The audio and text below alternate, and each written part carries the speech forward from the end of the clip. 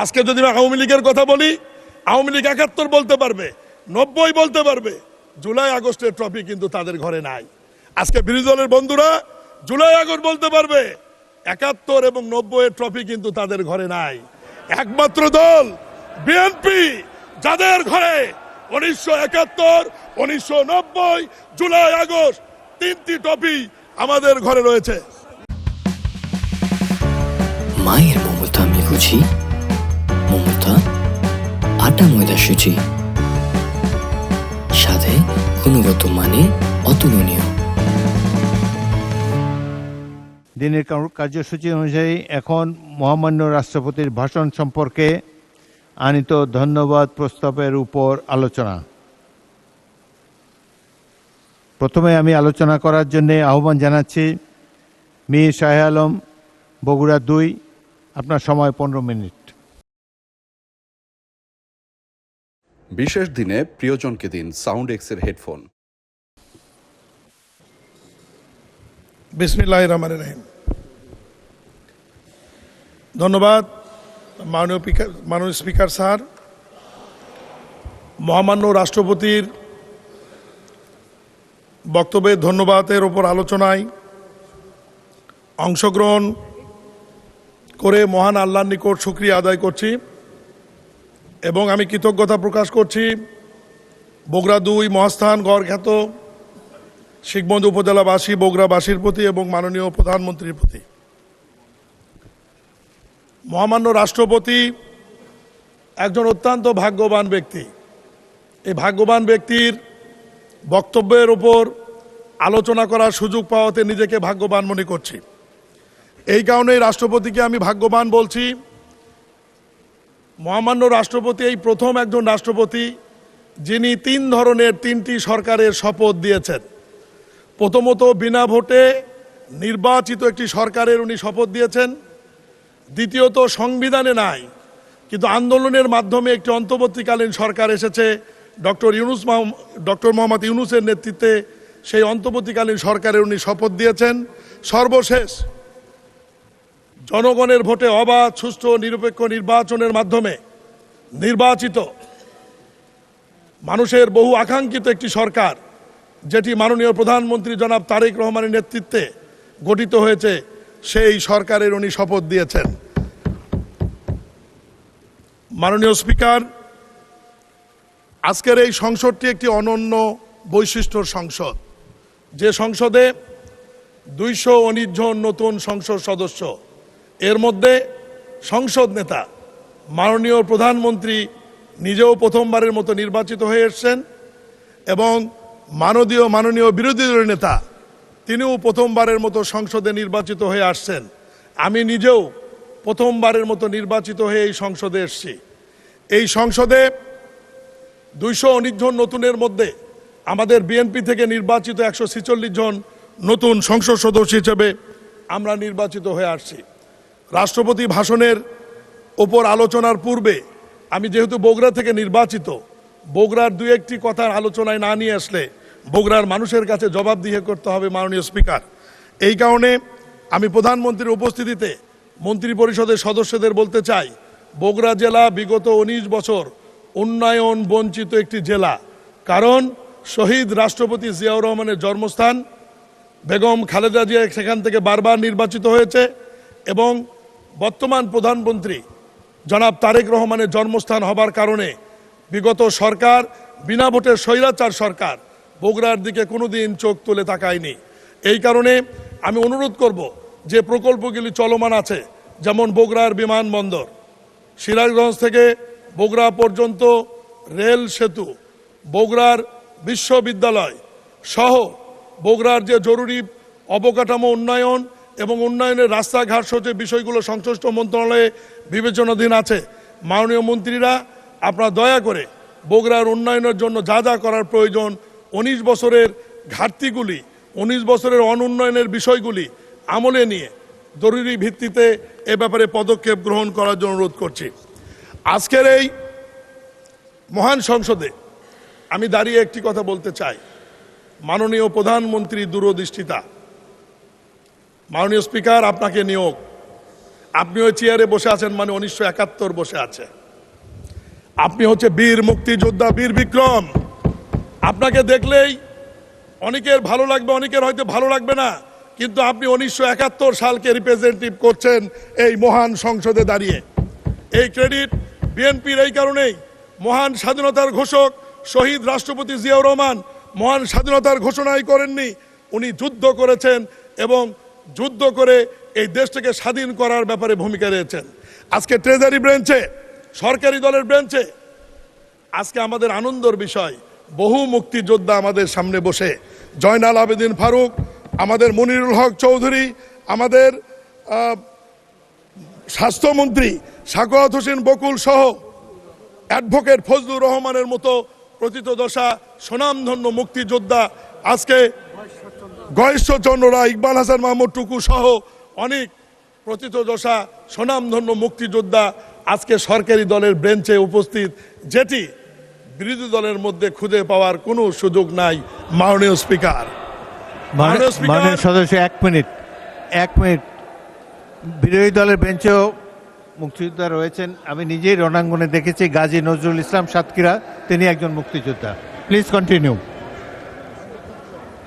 মাননীয় স্পিকার, আজকে আমরা যেমন 71কে ধারণ করি, 1990 স্বৈরাচারী বিরোধী আন্দোলনকেও আমরা ধারণ করি। 1900 স্বৈরাচারী বিরোধী আন্দোলনের সম্মুখ ভাগের নেতারা আজকে বিএনপি থেকে নির্বাচিত হয়ে আমাদের এই সরকারি দলের বেঞ্চে বসে আছে। জনাব আমানুল্লাহ আমান, খায়রুল কবির খোকন, আবুল খায়ের ভূঁইয়া, বকুল সহ অনেকের কথা আজকে আমরা যারা আছি 90 স্বৈরাচারী বিরোধী আন্দোলনের, এখন যদি আমরা বলি বিরোধী দলের বেঞ্চে কি এরকম আছে, ওনারাও দাঁড়িয়ে বলতে পারে, কিন্তু তাদের নাম কিন্তু ইতিহাসে আলোচনায় নাই। আজকে বিএনপি এমন একটি সংগঠন যারা 3টি আন্দোলনকে ধারণ করে এবং 3টি আন্দোলনের ট্রফি তাদের ঘরে, 1971, 1990 এবং জুলাই আগস্ট, 3টি আন্দোলনই আমাদের ঘরে। এরকম ট্রফি অন্য কোন রাজনৈতিক দল বাংলাদেশের ইতিহাসে দেখাতে পারবে না। মাননীয় স্পিকার, আজকে যদি আওয়ামী লীগের কথা বলি, আওয়ামী লীগ 71 বলতে পারবে, 90 বলতে পারবে, জুলাই আগস্টের ট্রফি কিন্তু তাদের ঘরে নাই। আজকে বিরোধী দলের বন্ধুরা জুলাই আগস্ট বলতে পারবে, 71 এবং 90 এর ট্রফি কিন্তু তাদের ঘরে নাই। একমাত্র দল বিএনপি, যাদের ঘরে 1971, 1990, জুলাই আগস্ট 3টি ট্রফি আমাদের ঘরে রয়েছে। এবং বিরোধী দল হইচই করে বলতে পারেন মাননীয় স্পিকার, 90 তাদের কথা বলতে পারে, কিন্তু 86 সালের নির্বাচনে ঢাক ঢোল পিটে তারাই আওয়ামী লীগের সঙ্গে গিয়েছিল, আমরা যাইনি। মাননীয় স্পিকার, আজকে মাননীয় স্পিকার আজকে এনসিপির এক নেতা বাইরে বক্তৃতায় বলেছেন জুলাই আগস্টের আন্দোলনের মাননীয় সদস্যবৃন্দ, বক্তার বক্তব্যে কোনো বাধা দেবেন না। আপনাদের যখন সময় আসবে আপনাদের বক্তব্যের মধ্যে আপনাদের বক্তব্য উপস্থাপন করতে পারেন। এখন তাকে নির্বিঘ্নে বক্তব্য রাখার সুযোগ দেন। জুলাই আগস্টের আন্দোলনে ছাত্র জনতা খেলেছে আর ট্রফি বিএনপি নিয়ে বসে আছে। আমি বলতে চাই, জুলাই আগস্টের আন্দোলন ছাত্র জনতার সাথে আমরা সবাই ছিলাম, ট্রফি আমরা কারো কাছে নিতে যাইনি। ক্যাপ্টেনকে এটা অন্তর্বর্তীকালীন সরকারের প্রধান ডক্টর ইউনূস চিনে, এই কারণে উনি লন্ডনে গিয়ে আমাদের ক্যাপ্টেন প্রধানমন্ত্রী জনাব তারেক রহমানের কাছে ট্রফি দিয়ে নির্বাচনের তারিখ নিয়ে আসছে। মাননীয় স্পিকার, এতেই প্রমাণিত হয় ছাত্র জনতার আন্দোলনের নেতৃত্বের মূল ভূমিকা কোন দলের ছিল, কোন নেতার ছিল। আমরা সবাই আন্দোলন করেছি, এটি অস্বীকার করার সুযোগ নাই, কিন্তু ক্যাপ্টেন একজনই থাকে, যে ক্যাপ্টেনের কাছে অন্তর্বর্তীকালীন সরকারের প্রধান লন্ডনে গিয়ে আলোচনা করে নির্বাচনের তারিখ নিয়ে আসছে বলেই এদেশে একটি অবাধ, সুষ্ঠু, নিরপেক্ষ নির্বাচন হয়েছে এবং সেই নির্বাচনের মধ্য দিয়ে বিরোধী দল এবং আমরা আজকে একটি ঐতিহাসিক সংসদে এসে উপস্থিত হতে পেরেছি। মাননীয় স্পিকার, মাননীয় স্পিকার, মহামান্য রাষ্ট্রপতিকে আমি ধন্যবাদ এই কারণে দিতে চাই, বারবার দিতে চাই, কারণ মহামান্য রাষ্ট্রপতিকে নির্বাচিত করেছে আওয়ামী লীগ। শোনেন বিরোধী দল বন্ধুরা, মাননীয় স্পিকার, এই মহামান্য রাষ্ট্রপতির মুখ দিয়ে, এই রাষ্ট্রপতির বক্তব্যের মধ্য দিয়ে এই সংসদে আমরা বলেছি মহান স্বাধীনতার ঘোষক শহীদ রাষ্ট্রপতি জিয়াউর রহমান। এই রাষ্ট্রপতির ভাষণের মাধ্যমে আমরা বলেছি গণতন্ত্রের মা দেশনেত্রী বেগম খালেদা জিয়া। এই মহামান্য রাষ্ট্রপতি আওয়ামী লীগের দ্বারা নির্বাচিত, উনি বক্তব্য বলেছেন আওয়ামী লীগ ফ্যাসিস্ট, আওয়ামী লীগ স্বৈরাচার, আওয়ামী লীগ ভোটচোর। এই কথাগুলি মহামান্য রাষ্ট্রপতি এই সংসদে যখন বলেছে, এই কৃতিত্ব বিএনপির এবং সংসদ নেতা জনাব তারেক রহমানের। মাননীয় স্পিকার, মহামান্য রাষ্ট্রপতি এই সংসদে দাঁড়িয়ে বিএনপির গৃহীত যে সমস্ত কর্মসূচি উপস্থাপন করেছে, যেমন ফ্যামিলি কার্ড, ইতিমধ্যেই এই ফ্যামিলি কার্ড মাননীয় প্রধানমন্ত্রী উদ্বোধন করে সারা বাংলাদেশের গৃহকর্ত্রী এবং নারীদের মধ্যে আলোচনায় চলে এসছে। মাননীয় মহামান্য রাষ্ট্রপতি এই সংসদে দাঁড়িয়ে কৃষক কার্ডের ব্যাপারে উপস্থাপন করেছে এবং এই কৃষক কার্ড ইতিমধ্যেই সারা বাংলাদেশে কৃষকদের মধ্যে আলোড়ন সৃষ্টি করেছে মাননীয় স্পিকার। এবং এই কৃষক কার্ড মাননীয় প্রধানমন্ত্রী আগামী 14 তারিখ পয়লা বৈশাখ টাঙ্গাইল সদর থেকে আনুষ্ঠানিকভাবে কৃষকের হাতে তুলে দিয়ে উদ্বোধন করবেন মাননীয় স্পিকার। মহামান্য রাষ্ট্রপতি ইমাম মসজিদ খতিবদের এবং মন্দিরের যারা সেবায়েত তাদের ব্যাপারেও বক্তৃতায় বলেছেন। ইতিমধ্যেই মাননীয় প্রধানমন্ত্রী সেটিও আনুষ্ঠানিকভাবে উদ্বোধন করেছেন। মহামান্য রাষ্ট্রপতি এখানে দাঁড়িয়ে খেলাধুলার ব্যাপারে বলেছেন এবং খেলোয়াড়দেরকে রাষ্ট্রীয় স্বীকৃতি এবং তাদেরকে বেতনের আওতায় আনার ব্যাপারে যে সিদ্ধান্ত ঘোষণা দিয়েছিলেন ইতিমধ্যেই সেটি বাস্তবায়ন হয়েছে। মাননীয় স্পিকার, এরপরে প্রথম ক্যাবিনেটের মিটিংয়ে মন্ত্রী পরিষদ সভায় ঐতিহাসিকভাবে মাননীয় প্রধানমন্ত্রী নির্বাচনী প্রচারণায় যে ঘোষণা দিয়েছিলেন যে বিএনপি রাষ্ট্রীয় ক্ষমতায় গেলে কৃষকদের 10,000 টাকা কৃষি ঋণ সুদ সহ মৌকুব করা হবে এবং প্রথম মন্ত্রী পরিষদের মিটিংয়ে এই ঐতিহাসিক একটি সিদ্ধান্ত নিয়ে কৃষকদের মধ্যে প্রাণচাঞ্চল্য সৃষ্টি করেছে আমাদের মাননীয় প্রধানমন্ত্রী এবং মন্ত্রী পরিষদ। মাননীয় স্পিকার, আজকে মহামান্য রাষ্ট্রপতি তার বক্তব্যের বিএনপির আরও কর্মসূচির মধ্যে উনি বৃক্ষরোপণের কথা বলেছেন। বিএনপি আগামী 5 বছরে 25 কোটি বৃক্ষরোপণ করবে এবং এই বছরই 5,000 বৃক্ষরোপণের প্রস্তুতি, দুঃখিত 5 কোটি 1,25 লক্ষ বৃক্ষরোপণের প্রস্তুতি ইতিমধ্যেই গ্রহণ করেছে। মহামান্য রাষ্ট্রপতি তার বক্তব্যে বিএনপির কর্মসূচি খাল খননের কথা উপস্থাপন করেছে। বিএনপি ইতিমধ্যেই খাল খনন উদ্বোধন করেছেন। মাননীয় প্রধানমন্ত্রী নিজেই দিনাজপুরে উপস্থিত থেকে খাল খনন কর্মসূচি উদ্বোধন করেছেন।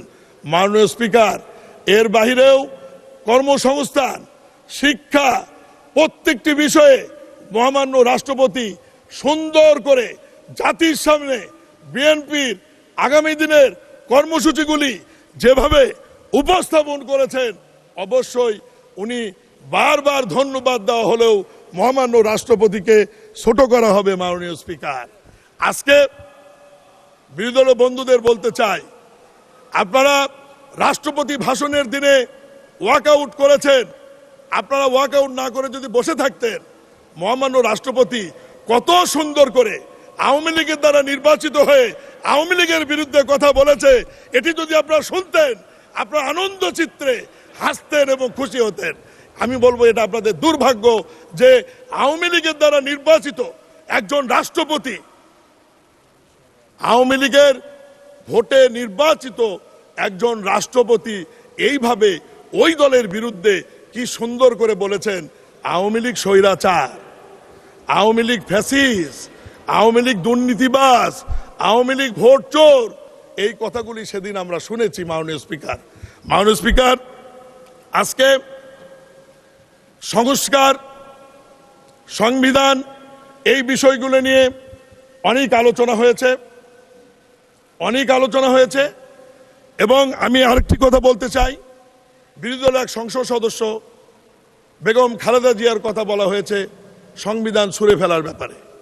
এ ব্যাপারে মাননীয় স্বরাষ্ট্রমন্ত্রী ব্যাখ্যা দিয়েছেন, আমি ওই কথাই বলতে চাই না।